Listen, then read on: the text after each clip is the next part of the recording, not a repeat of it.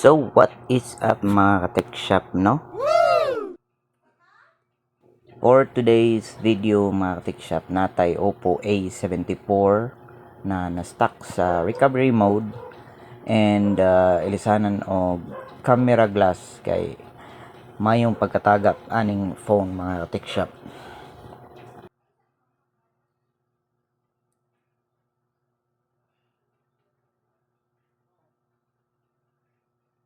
So in case mga ka-tech shop maka-encounter mo nga ni nga issue nga mosud siya sa recovery mode, ayaw piliya ang wipe out data mga ka-tech shop kay ma-reformat ang imong phone niya if in case wa ka remember sa imong password, maglisod na kag configure ana mga ka-tech shop, no?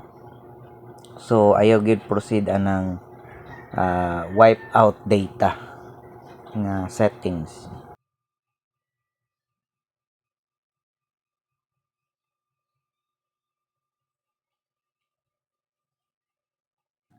Kumbaga ayaw pag DIY mga ka-tech shop kung dili ka swito kay basin magmahay ka mawala ang imong mga accounts like Facebook o GCash.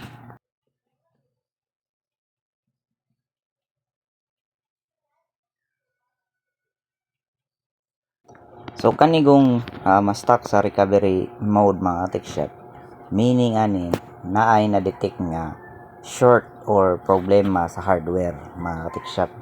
Most likely ani is ang volume kay para ka makasud sa recovery mode, you'll need to press volume o ang power, no? So if shorted ang volume, then automatic inig-on mo sud siya sa recovery mode.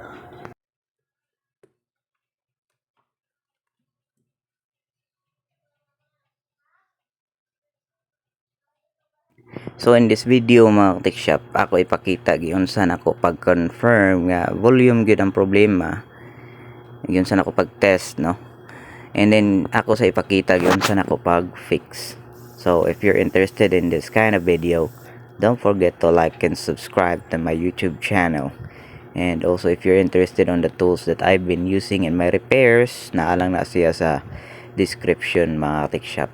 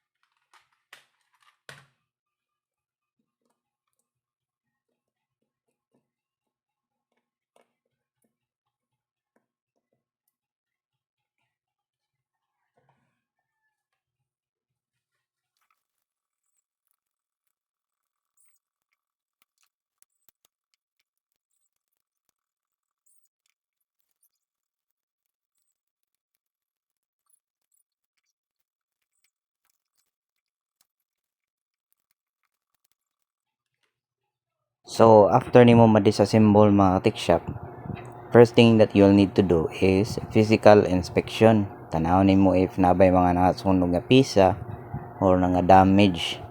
And as you can see, lain na og porma ang iyang volume mga tech shop, and if imo siyang pisliton dili nimo mapislit og tarong like kanang normal nga switch ba. So clearly nagay problema sa iyang volume.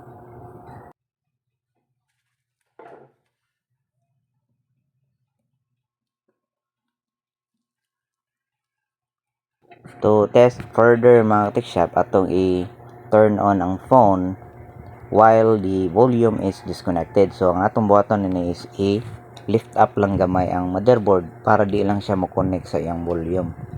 If mo padayon gani siya sa iyang main screen, then that means nagi problema sa volume.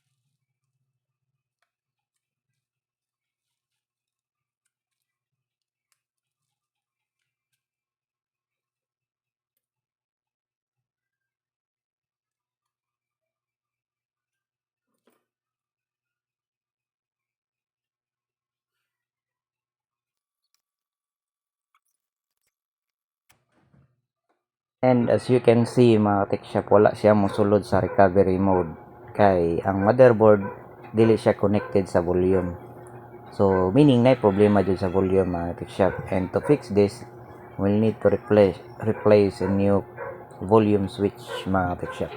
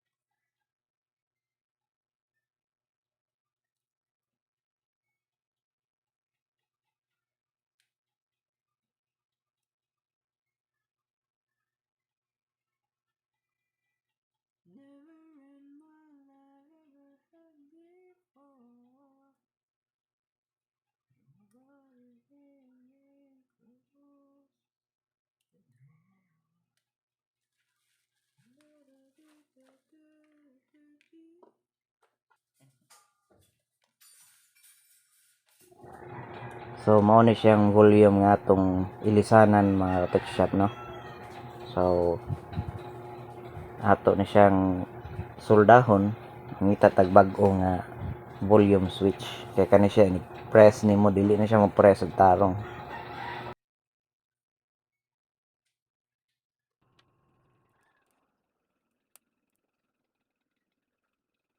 So in this repair mga tech shop, nagamit kog digital microscope nga connected sa monitor para makita gid nako ang gagmayng piyesa mga tech shop. Nagamit kog tweezer o soldering iron or soldering station. So if you're interested in this kind of tools mga tech shop, I'll just put it on the description. Nagamit sa ko ani og katong motherboard holder para dili mainitan ang table mga tech shop.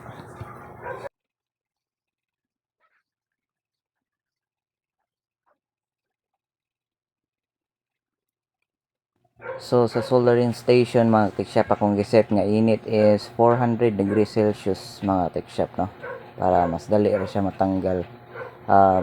Mga 1 minute lang nimo painitan ang switch, matanggal na siya giyaha mga tech shop, and using tweezer imo na siyang i-move para gid mas matanggal lagi na siya.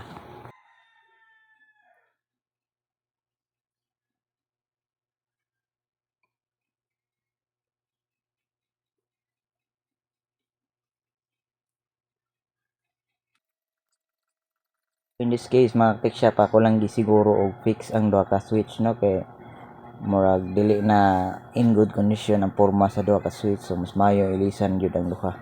Kay if usa lang imong iilis and later on mo fail na tong usa ka switch, maback job ni siya mga tech shop, so mas maayo ilisan na lang ang duha.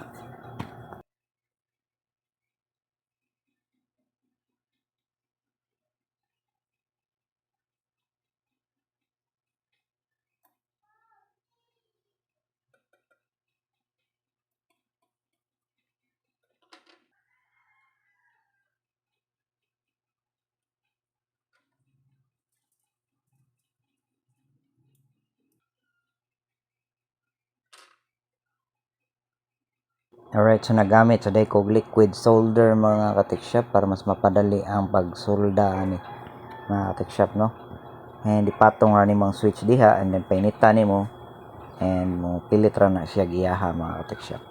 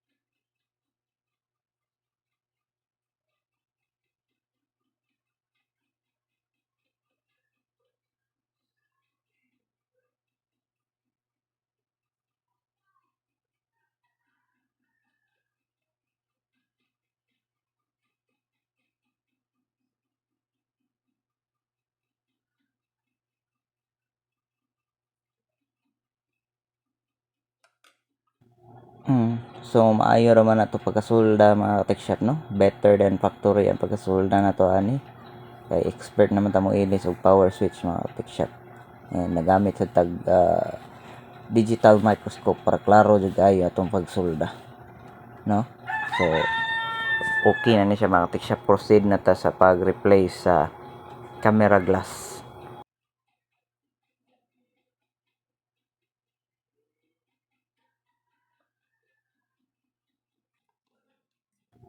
So nag-order ko og camera glass ani mga shop pero yung gubaa siyang camera glass no. Kung di ni siya ilisan mga shop unya makuanan og tubig ang iyang camera maguba na siyang camera and most likely maguba sa dang board kung mulahos jud ang tubig dito sa board. So mas maayo gud mailisan og camera glass. So ato pa ni siyang i-disassemble mga shop no.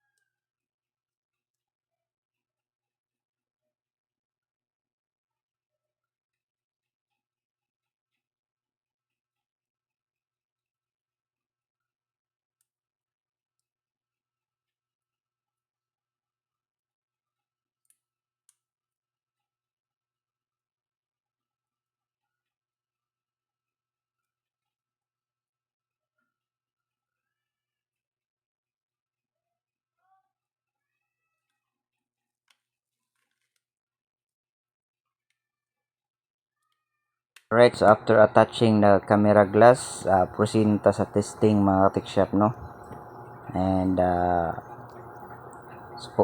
working na gini siya mga tech shop, no? So if you're interested in this kind of video, don't forget to like and subscribe to my YouTube channel, and also check the link on the description para sa mga tools nga akong gipanggamit sa akong mga repairs. Let's go.